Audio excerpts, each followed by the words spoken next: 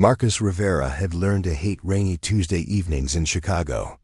Not because of the weather, but because that's when his business partner Tyler insisted on improving his social life. Tonight was no different. Before we jump back in, tell us where you're tuning in from, and if this story touches you, make sure you're subscribed, because tomorrow, I've saved something extra special for you.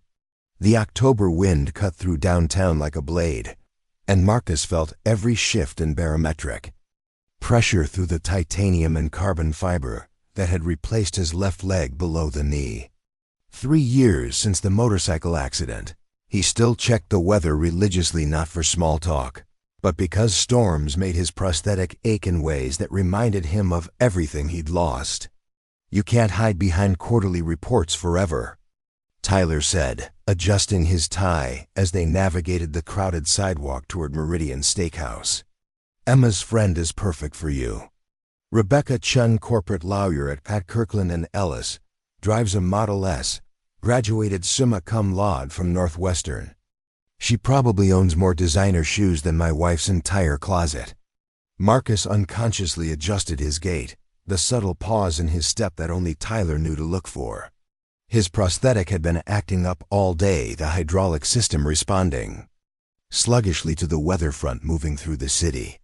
He'd canceled 2 meetings just to recalibrate the electronic sensors that helped him walk naturally.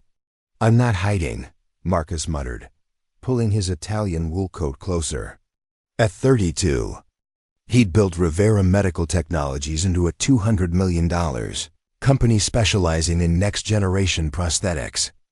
Ironically, he still wore a model that was 2 generations behind his own innovations. He knew too much about what could go wrong to trust the cutting-edge versions to his own body. "Selective is code for scared," Tyler grinned, dodging a businessman absorbed in his phone. "And scared is code for I haven't been on a real date since the accident. This Rebecca woman is exactly what you need. Successful, brilliant, and according to Emma, she once spent a weekend doing Doctors Without Borders work in Haiti. She's not going to be intimidated by your success or your ... situation." The way Tyler said situation made Marcus's jaw tighten, as if losing his leg was a minor inconvenience rather than something that had rewired his entire relationship with his own body, his confidence, and his faith in the future. They were 2 blocks away when Marcus heard it, the sharp crack of something breaking, followed by a frustrated grunt and a string of Spanish curses that would make his grandmother blush. He turned to see a young woman crouched beside a bus stop bench, trying to collect scattered veterinary textbooks while balancing on one foot. Her left ankle was clearly twisted, and she was struggling to gather her materials as the October drizzle began to soak the pages of what looked like expensive medical texts. She wore scrubs under a worn denim jacket, and her dark curls had escaped from a messy bun, framing a face that was equal parts determination and exhaustion. A stethoscope hung around her neck, and her backpack had split completely, spilling not just books but medical supplies, energy bars, and what appeared to be hand-drawn anatomical diagrams. "Maldition," she muttered, trying to protect a particularly thick textbook from the rain while simultaneously attempting to stand on her injured ankle. "Not tonight. Not when I'm all ready." Without thinking, Marcus crossed the sidewalk, Tyler calling after him. "Need some help?"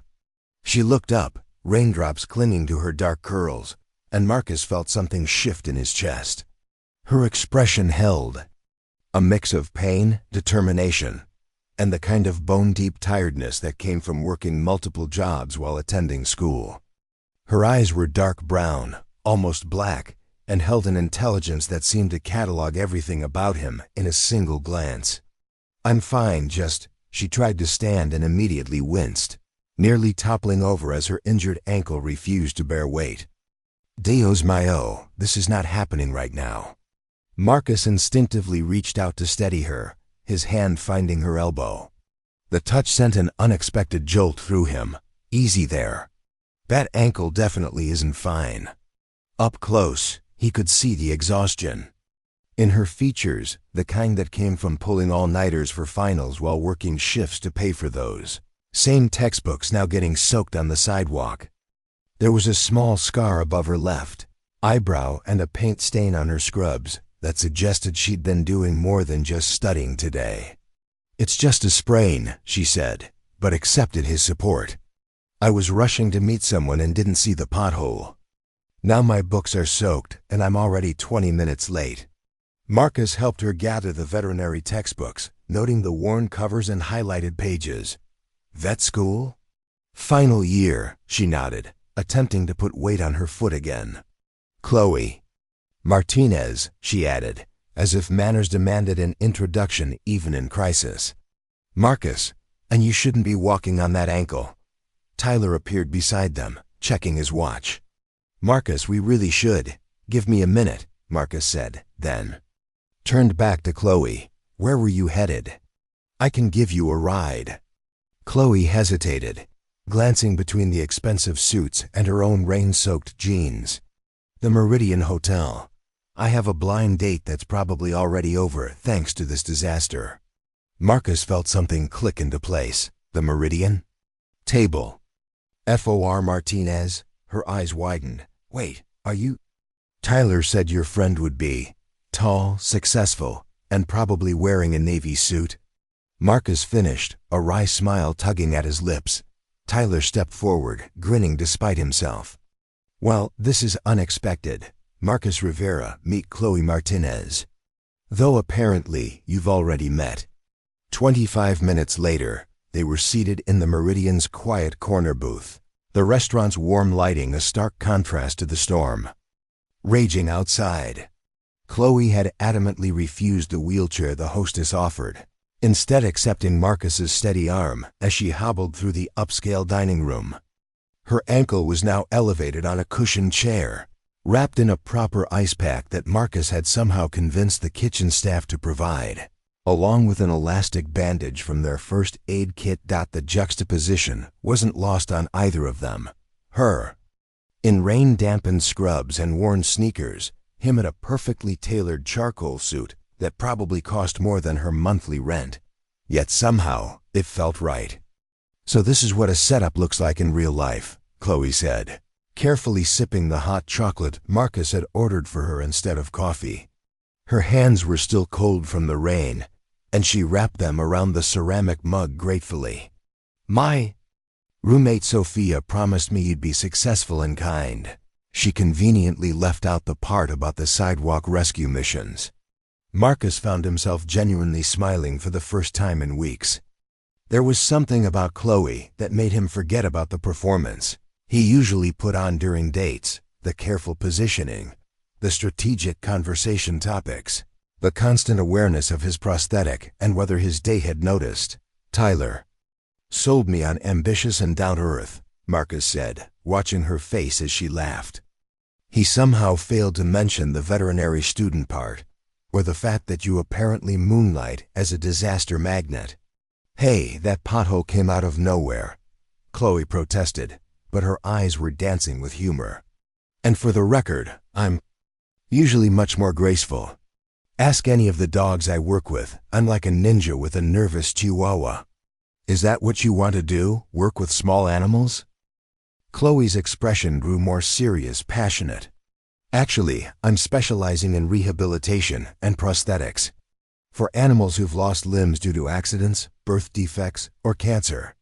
There's this whole field of veterinary medicine that's just starting to take off, creating mobility solutions for pets who might otherwise be euthanized." Marcus nearly choked on his water. "You're kidding." "Dead serious. There's this boxer named Captain at the clinic where I intern. He lost his back leg in a hit and run last year. His family couldn't afford a $5,000 prosthetic, so they were going to put him down. I spent 3 months building him a custom device in my spare time, using 3D printing and some modified human prosthetic components." She pulled out her phone, scrolling to a video that made Marcus's chest tighten. A brown and white boxer was running through a park, his gait only slightly different from any other dog, a sleek prosthetic leg moving in perfect harmony with his natural ones. "That's incredible," Marcus said, his voice rougher than he intended. Engineering alone, how did you learn to design something like that? Chloe shrugged, but he could see the pride in her eyes. YouTube, mostly. Medical journals, patent filings, and a lot of trial and error. Captain was very patient with my mistakes. The hardest part wasn't the mechanics, it was the attachment system, making sure it didn't cause pressure sores or restrict his movement. She looked up from her phone and caught something in his expression. Are you okay? You look like you've seen a ghost. Before Marcus could find the words to answer, Tyler returned with Rebecca, and the evening's carefully orchestrated plan clicked back into motion. Rebecca Chen was exactly as advertised, stunning in an effortless way, with perfectly straight black hair and a designer coat that probably cost more than most people's monthly salary. She moved with the confidence of someone who'd never questioned her place in a room. So you're the famous Marcus Rivera, Rebecca said, sliding into the booth with practiced grace, her movements economical and precise. Tyler told me all about Rivera Medical Technologies. Congratulations on the Series C funding, $50 million, wasn't it? Very impressive for a company so young. Thank you, Marcus replied, but found his attention drifting to Chloe, who had gone quiet, suddenly seeming smaller in her damp scrubs and borrowed ice pack. Rebecca launched into conversation about market trends, IPO strategies, and the biotech investment climate, the kind of talk that usually energized Marcus. She was brilliant, articulate, and clearly successful in her own right. 6 months ago, he would have been impressed. Tonight, it felt performative, like they were both reading from scripts they'd memorized. Preparing and narrating this story took us a lot of time, so if you are enjoying it, subscribe to our channel, it means a lot to us. Now back to the story. Meanwhile, Chloe quietly asked Tyler about his family, listened intently when he mentioned his 8-year-old daughter's soccer tournament last weekend, and somehow made the business partner Marcus had known for 5 years seem more interesting and three-dimensional than he'd ever appeared before. Your company's focus on neural integration is fascinating, Rebecca continued, leaning forward with professional interest. I've been following the patent applications. The potential market for brain-controlled prosthetics could be enormous. That's still years away from practical application, Marcus said, watching Chloe discreetly massage her injured ankle when she thought no one was looking.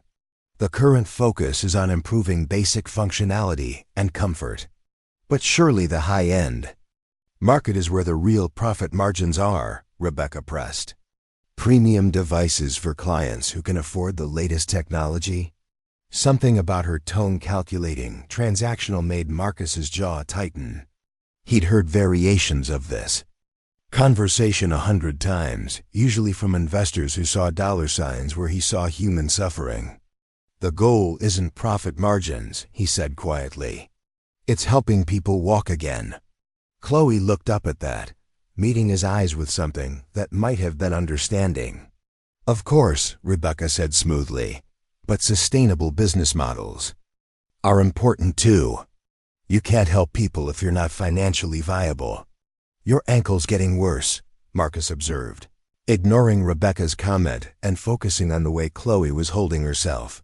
The swellings increased.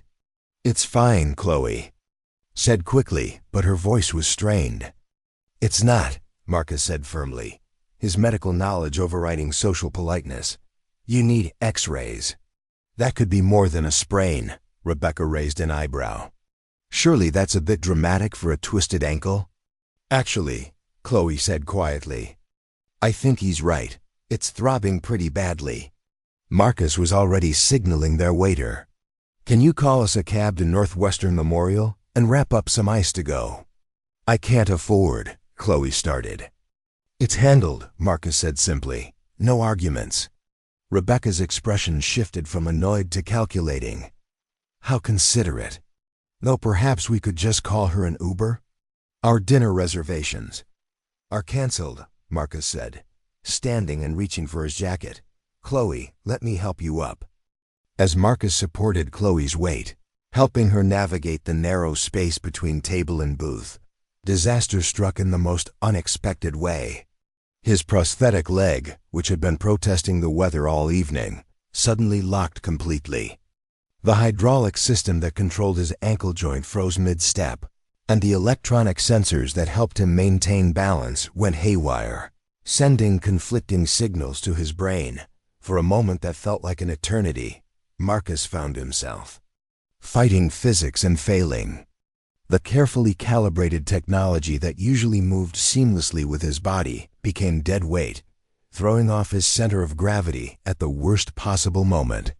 He was falling, and worse, he was going to take Chloe down with him, her injured ankle wouldn't be able to handle the sudden shift in his weight distribution. The successful businessman facade that he'd spent 3 years perfecting cracked completely. In that instant, he wasn't the CEO of a multi-million-dollar company or the brilliant innovator who'd revolutionized prosthetic design. He was just a man whose body had betrayed him at the most vulnerable moment possible.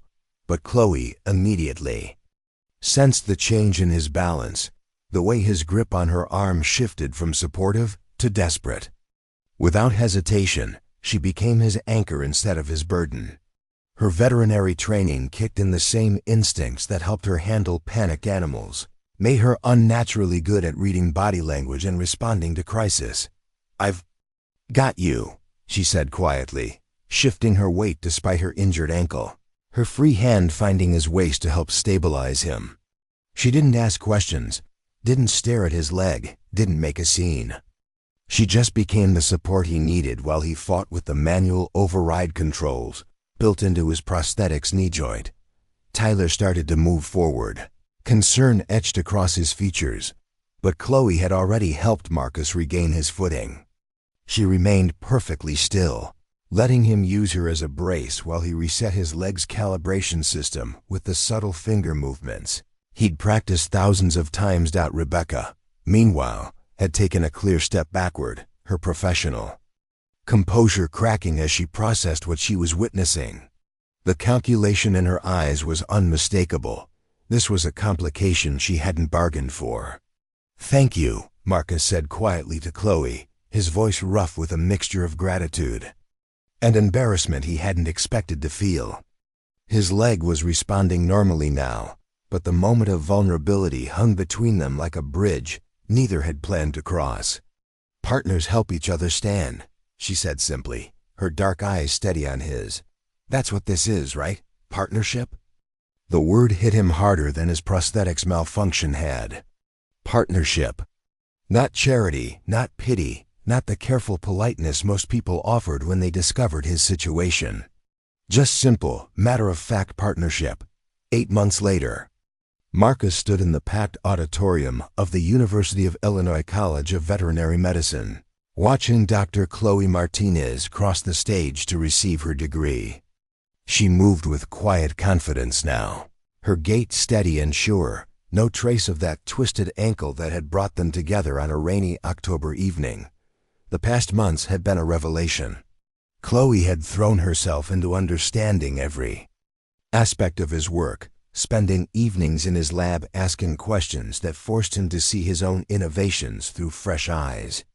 Her insights into animal biomechanics had led to breakthrough improvements in his company's prosthetic joint designs. More importantly, her complete lack of self-consciousness about his prosthetic had slowly taught him to stop seeing it as a limitation and start seeing it as simply part of who he was. His company's latest breakthrough, a revolutionary prosthetic system that prevented hydraulic lockups and featured backup manual controls that were nearly invisible to observers, was being tested by patients in 12 cities.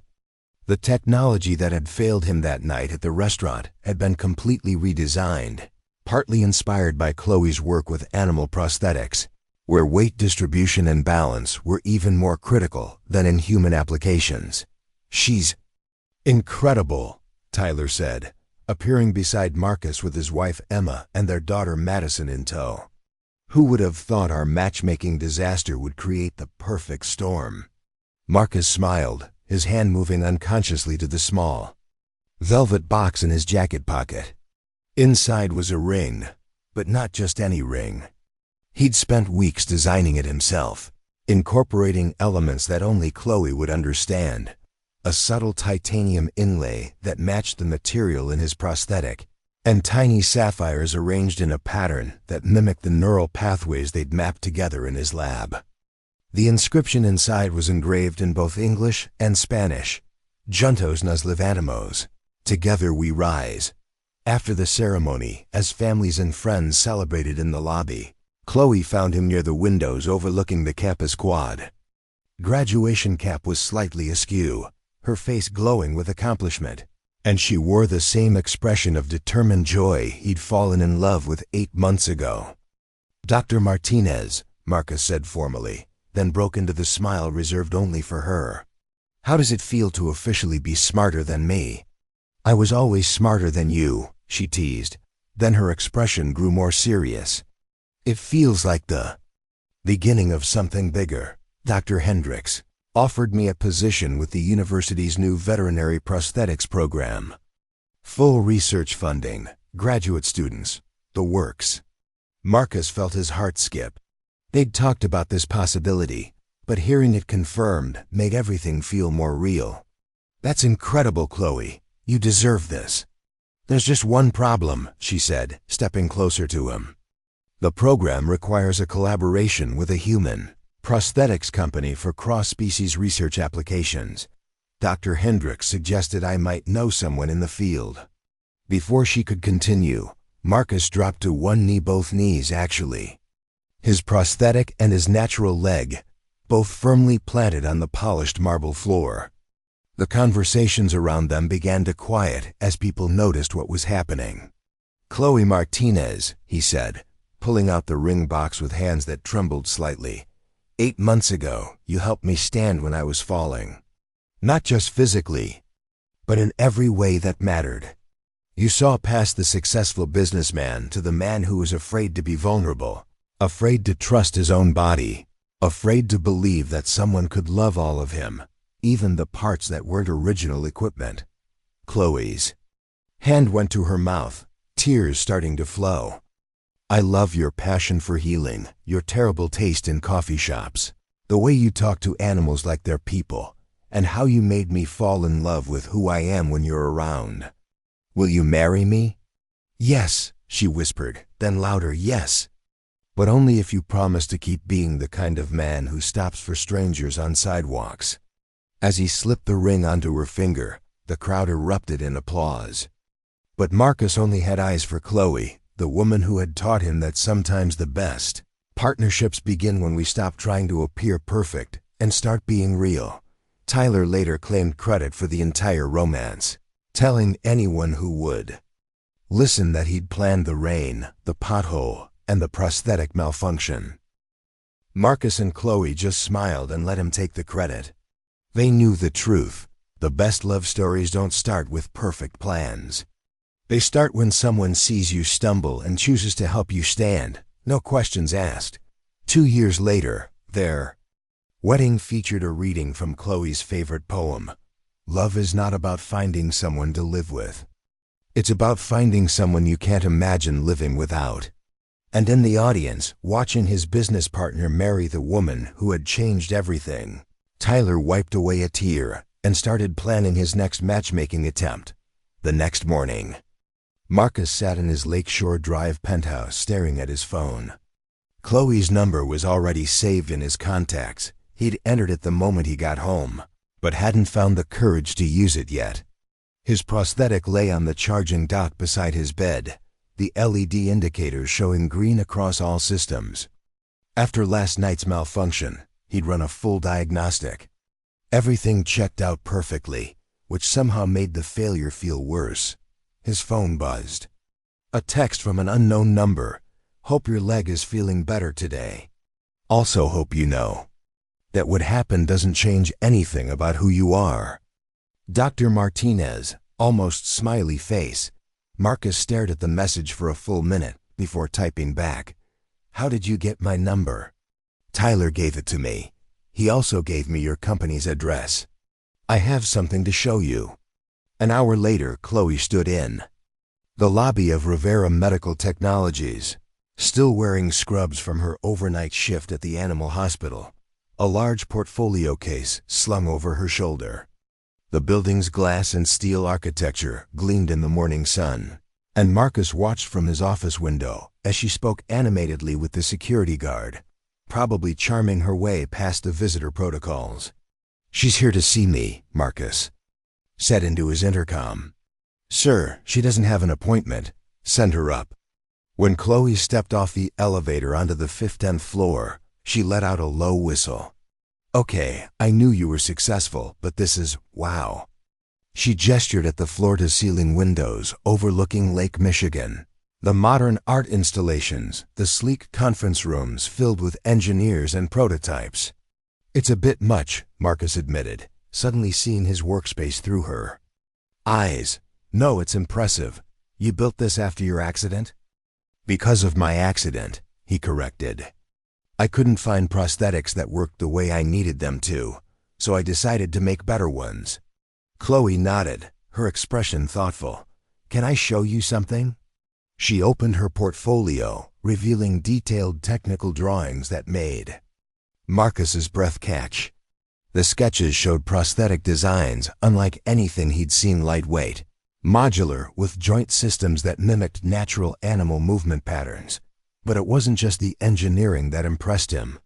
It was the artistry.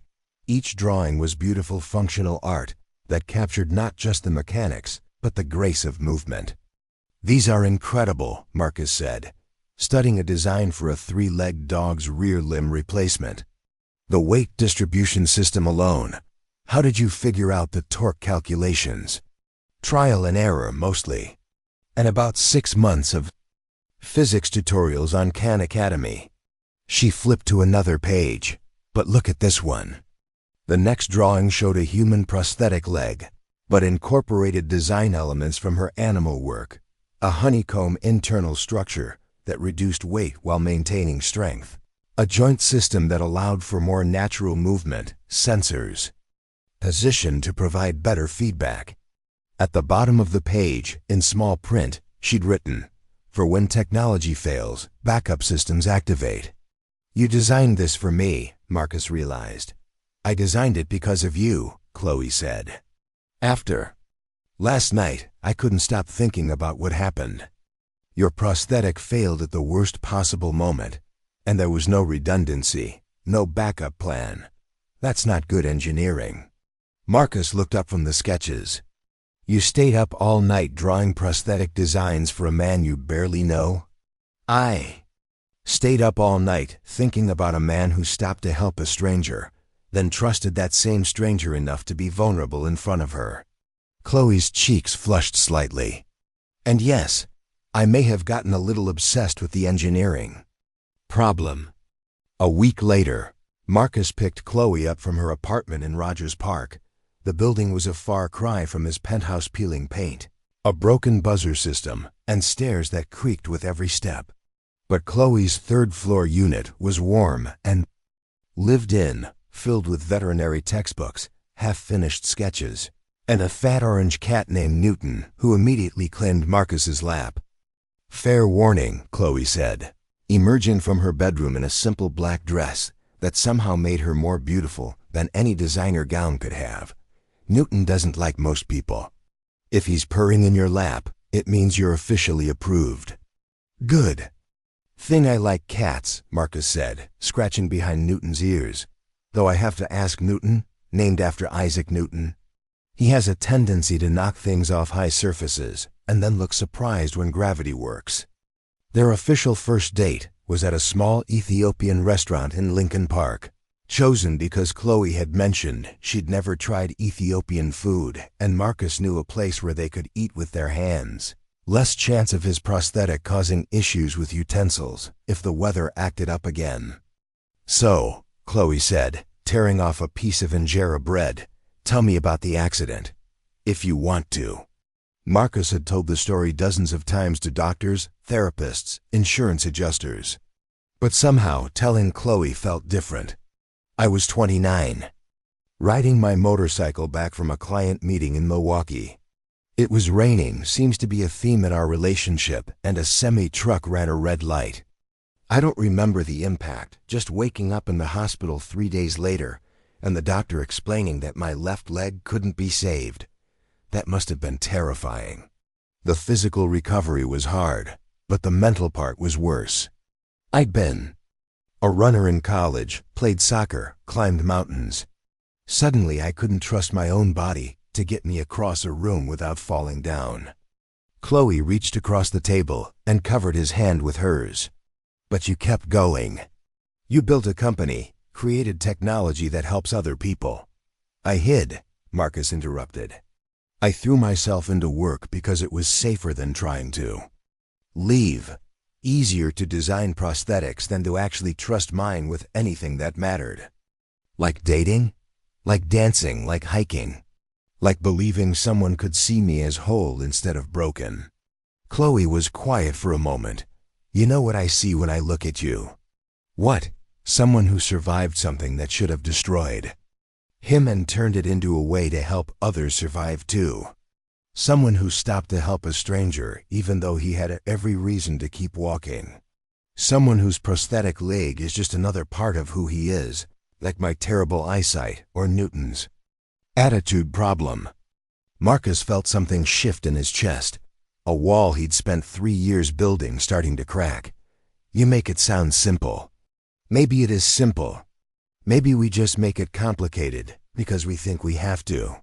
2 months into their relationship, Chloe convinced Marcus to attend one of her research presentations at the veterinary school. The lecture hall was packed with students and faculty, and Marcus found himself surprisingly nervous as Chloe took the stage. Today I want to talk about resilience, she began, clicking a slide showing Captain, the boxer with the prosthetic leg. Not just in our patients, but in the technology we create for them.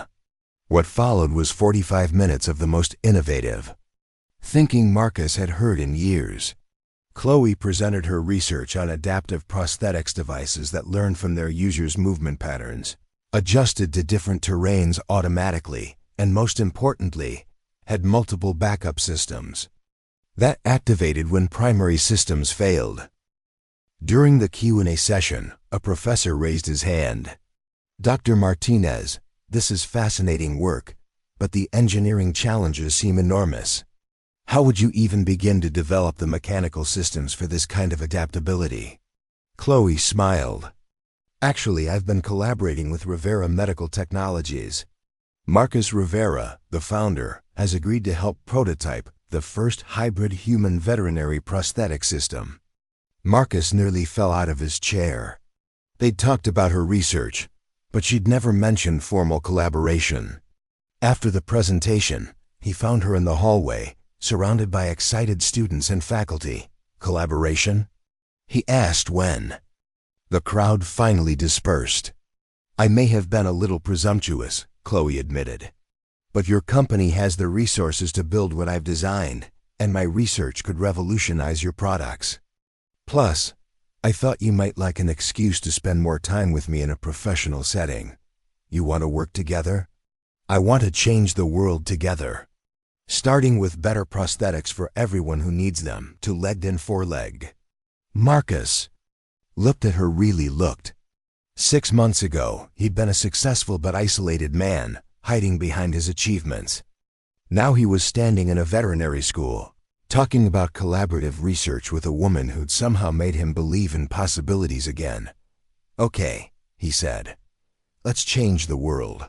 5 months after their first meeting, Chloe invited Marcus to her family's Sunday dinner in Pilsen. The Martinez house was small but vibrant, filled with the sounds of 3 generations speaking rapid Spanish and the smells of her grandmother's mole recipe. Mio, Chloe's mother, Carmen said, embracing Marcus like she'd known him for years. Chloe tells us you're an engineer. My husband Luis, he's always trying to fix things around the house. Maybe you can talk sense into him about that leaky faucet. Marcus found himself swept into a world completely different from his usual social circle. Chloe's father worked construction. Her younger brother Diego was studying to be a teacher. And her grandmother, Abuela Rosa, ruled the kitchen with gentle authority. They talked about work, family, dreams, and disappointments with an openness that made Marcus realize how isolated his own family life had become. "So Marcus," Diego said during dinner, "Chloe says you make robot legs." "Diego," Carmen scolded. "It's okay," Marcus laughed. "He's not wrong. I do make robot legs, among other things." "That's so cool. Do you have a robot leg?" The table went quiet. Marcus felt Chloe's hand find his under the table, offering support without making a scene. "I do," Marcus said simply. "I lost my leg in an accident a few years ago. Does it hurt?" Diego asked with the unfiltered curiosity of a 12-year-old. "Sometimes. But it also lets me do things I couldn't do otherwise. It's like having a superpower that comes with instructions." Diego grinned. "Can I see it?" Marcus looked around the table, seeing nothing but genuine interest and acceptance. He rolled up his pant leg, showing the sleek titanium and carbon fiber construction where his ankle and foot would have been. "Aureal," Abuela Rosa said, reaching over to touch the prosthetic with surprising gentleness. "Very fancy. Does it work well?" "Most of the time," Marcus said. "Though it doesn't like Chicago winters." "Nothing like Chicago winters, Mio," she laughed, "but we survive them anyway." Later, as Chloe walked into his car, Marcus felt lighter than he had in years. "Your family is incredible. They like you," Chloe said.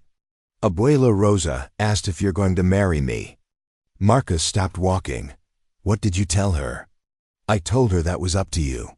Chloe's eyes held a challenge. "What would you tell her?" Marcus pulled her closer, his hands framing her face. "I'd tell her I'm working up the courage to ask." 8 months after Chloe's graduation, Marcus had everything planned. The ring was custom designed, incorporating elements from both their worlds. The venue was booked the rehabilitation center they'd opened together. The speech was written and rewritten until every word felt perfect. What he hadn't planned on was Chloe beating him to it. That had happened on a Thursday evening in their shared lab space. They'd been working late on a new prosthetic design for a German shepherd named Ranger, and Marcus was focused on calibrating the joint sensors when Chloe suddenly went quiet. "Marcus," she said, her voice oddly formal. He didn't look up from his work, Marcus Rivera. Something in her tone made him turn around. Chloe was standing beside their workbench, holding a small black box. "What's that?" he asked, though his heart was already racing. "This," Chloe said, opening the box to reveal a simple titanium band, "is me asking you to marry me before you work up the nerve to ask me." Marcus stared at the ring, then at Chloe, then back at the ring. "You're proposing to me." "I'm proposing to us. To this partnership we've built. To the life we're creating together." She stepped closer. "I love you, Marcus Rivera. I love your brilliant mind, your generous heart, and yes, I love your fancy robot leg too. I love that you see problems and create solutions, that you stopped for a stranger on a sidewalk, and that you trust me enough to be completely yourself." Marcus felt tears he hadn't expected. "Chloe, I know you have a ring hidden somewhere, and I know you're planning some elaborate romantic gesture. But here's the thing, I don't want to elaborate. I want to be real. I want us, exactly as we are, promising to keep building something beautiful together." Marcus reached into his desk drawer and pulled out the velvet box he'd been carrying for weeks. "I was going to ask you this weekend." "Great minds," Chloe laughed through her own tears. "So what do you say? Want to make this partnership official?" "Yes," Marcus said, slipping her ring onto his finger while she slipped his onto hers. "Though I think we're doing this backward." "We've been doing everything backward since the day we met," Chloe pointed out. "Why stop now?" They were married 6 months later, surrounded by family, friends, and approximately 15 therapy animals, including Captain the Boxer, who served as Marcus's best man and carried their rings down the aisle with perfect dignity. In his vows, Marcus said, Chloe, you taught me that being whole doesn't mean being perfect. It means being honest about our missing pieces and finding someone who loves us not in spite of them, but because of how those pieces have shaped who we've become. Chloe, through happy tears, replied, Marcus, you showed me that the strongest people aren't the ones who never fall down. They're the ones who learn to fall gracefully and get back up with style. I can't wait to spend the rest of our lives falling and getting back up together. Tyler, serving as officiant, he'd gotten ordained online specifically for the occasion, pronounced them husband and wife with the words, by the power vested in me by the internet and the state of Illinois, I now pronounce you partners for life. You may kiss your co-founder. And they did, surrounded by laughter, barking, and the sound of two lives clicking perfectly into place. Up next, you've got two more standout stories right on your screen. If this one hits the mark, you won't want to pass these up. Just click and check them out. And don't forget to subscribe and turn on the notification bell so you don't miss any upload from us.